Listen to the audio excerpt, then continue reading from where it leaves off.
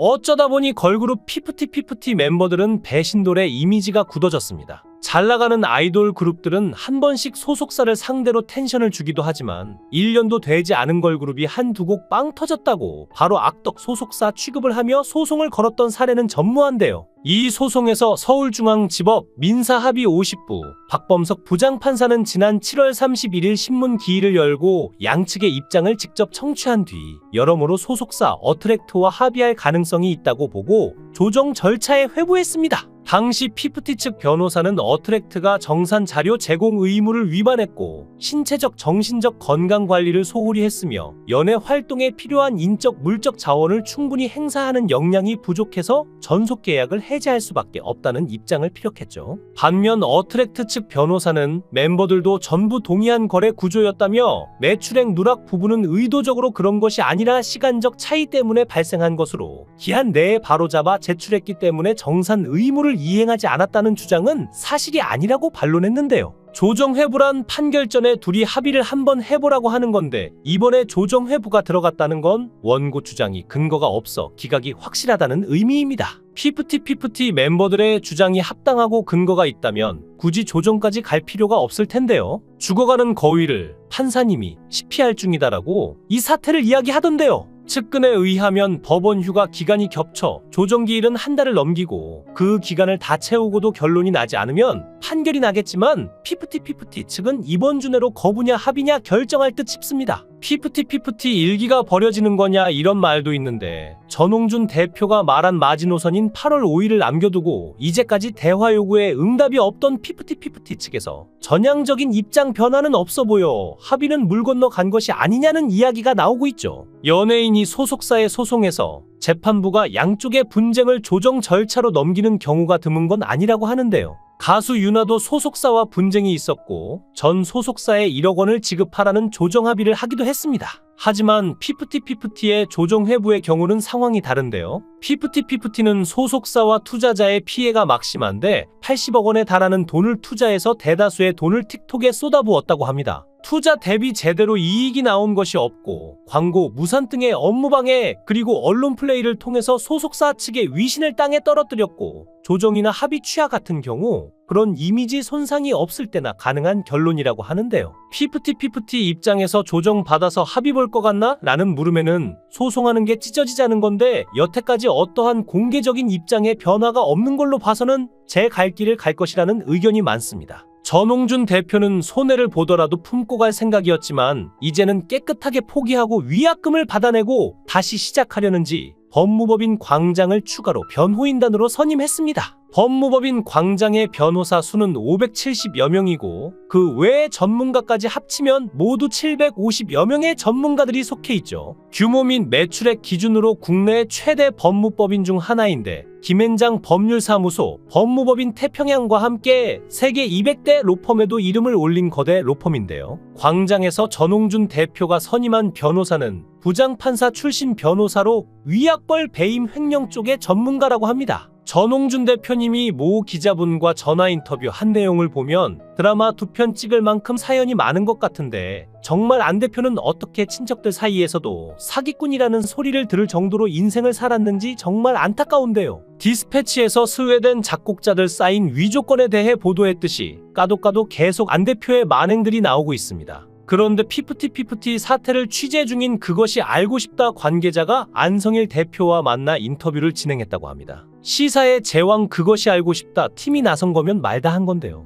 피프티 사건은 이제 그냥 일반 사건이 아닙니다. 그것이 알고 싶다는 공식 트위터에 최근 모 걸그룹의 전속계약 분쟁에 관해 잘 알고 계시거나 아이돌 산업에 대해 잘 아시는 관계자분들의 제보를 기다린다라고 올렸죠. 항상 강력 사건을 많이 다루고 그 일처리가 오히려 경찰보다 더 나은 팀들이라고 나올 정도로 그것이 알고 싶다 제작진들은 이미 프로인데요. 그런 제작진이 고작 피프티 사건의 제보를 이건 큰 그림이 있다는 뜻입니다. 덕이버스는 언제부터 전홍준 대표에게 말 그대로 작정을 하고 사기를 치려고 맘먹고 있었을까요? 덕이부스 직원들의 메신저 내용을 보면 용역업체 덕이부스가 현 사태가 수면 위로 떠오르기 전부터 멤버들을 강탈하려고 계획한 정황이 드러났죠. 이 같은 의혹의 안성일 프로듀서가 대표로 있는 덕이버스는 어떠한 개입도 없었다는 입장인데요. 하지만 덕이부스가 지난 4월부터 피프티가 소속사가 바뀔 것을 알고 있었다는 정황이 포착됐습니다. 모 언론사가 입수한 덕이버스 직원들의 메신저 내용을 보면 덕이부스 직원 김모 씨는 지난 4월 6일 경영지원 직원 이모 씨에게 안성일 대표님 컨펌이라며 피프티 해외 홍보 대행사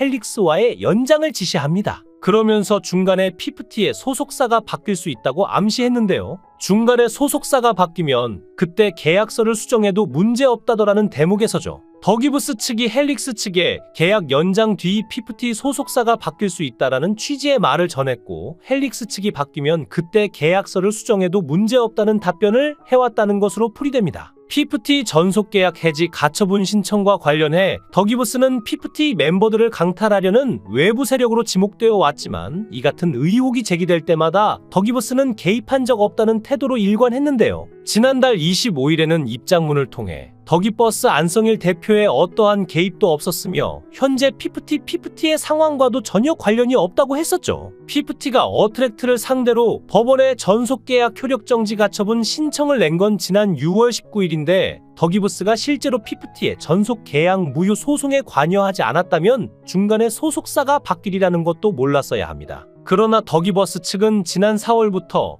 피프티 소속사가 바뀔 수 있다는 것을 염두에 두고 있었고 해외 홍보 대행사에 관련 내용을 문의했던 것인데요. 통수돌로 유명해진 피프티 멤버들은 이제 더 이상 회생불가 판정을 받은 셈입니다. 전홍준 대표도 법무법인 광장을 선임한 이유가 80억 상당의 투자금이 대부분 손해로 인정될 가능성이 높아지자 아파트 임대료 댄스 보컬 레슨비, 음반 제작비, 차량 의류식대 지원비 등을 배상받기 위해서죠. 그런데 피프티 멤버들은 30억을 정산받고 위약금으로 6년치에 해당하는 수백억을 물어내야 할 처지가 됐습니다. 소속사를 상대로 전속 계약 효력 정지 신청을 한 피프티가 이달 말 해외 음원 수익으로 30억 원대의 정산을 받을 것으로 추정되고 있죠. 세계 최대 음원 사이트 스포티파이 등과 그 외의 각종 음원 사이트 정산이 한 번에 이루어질 예정으로 업계 관계자는 유통사인 인터파크에서 정산을 마무리하는 중이라 밝혔는데요. 정확한 정산 금액은 아직 나오지 않았지만 업계에서는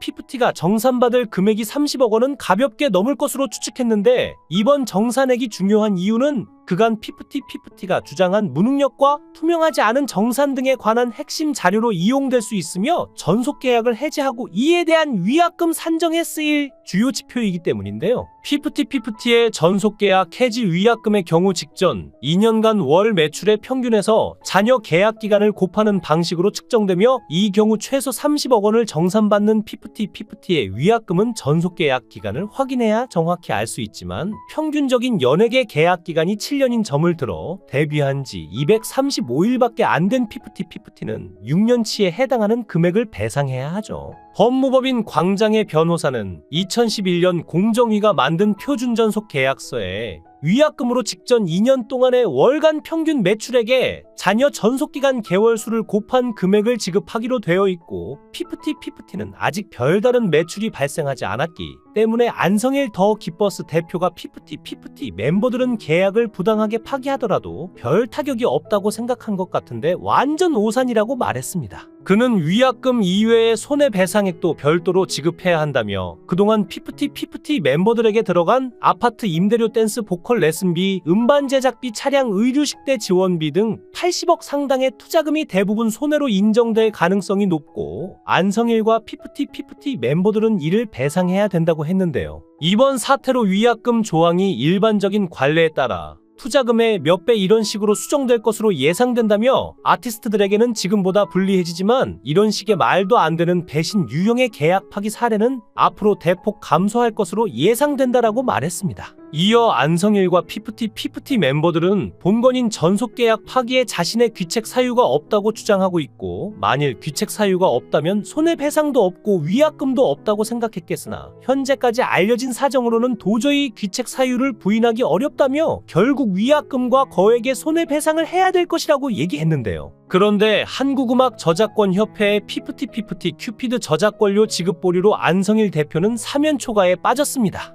저작권료를 지급받아 소송 비용을 충당하고 피프티 멤버들에게 선심을 쓰려고 했으나 한국음악저작권협회는 피프티 사태가 더욱 심각해지면서 그들의 곡 큐피드에 대한 저작권료 지급을 보류하기로 결정했다고 밝혔죠. 한국음악저작권협회는 어트랙트사의 고소장을 근거로 저작권료 지급을 보류하기로 결정했다고 밝혔는데, 이 결정은 저작권 관련 민형사 분쟁이 발생했을 때 내부 규정에 따라 저작권료 지급을 보류할 수 있는 조항에 근거한 것입니다. 멤버들과 어트랙트 측 입장이 접점 없이 대립되고 있고 재판부는 조정 회부 결정을 내렸는데요. 최단 시간에 성공한 걸그룹이었는데 오히려 독이 된 것 같습니다. 아직까지도 마무리가 되지 않고 있는데 꽤 긴 싸움이 될 것 같은데요. 피프티에 대한 대중들의 시선은 싸늘하기만 합니다. 영상을 끝까지 시청해 주시고 귀한 시간 내주셔서 대단히 감사합니다. 구독, 좋아요 꼭 부탁드립니다. 더 좋은 영상으로 보답하겠습니다. 거원행